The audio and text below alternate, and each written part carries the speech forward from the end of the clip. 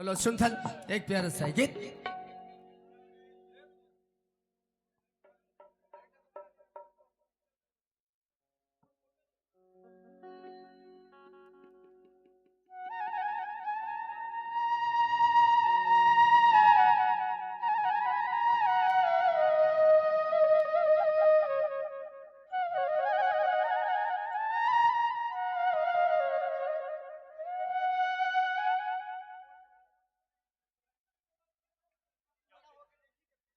अच्छा एक काम करो, आप मन थोड़ा साइड हो जाओ इससे, है ना भाई।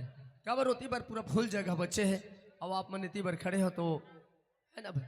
अब मैं है नहीं कहो, अब हमारा भैया मन आप मन बोला थे कि आप थोड़ा साइड हो जाओ, कार्यक्रम पूरा 6 बजे तक के मैं कर वहाँ ये मोर वादा है, मैं तो होगा रात भर का आप मन के मनोरंजन किराए पर, ठीक है ना।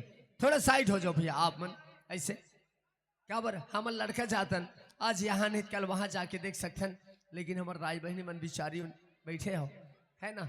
आज यहाँ से वहाँ तो नहीं जा सको, थोड़ा साइड हो जाओ आप मन।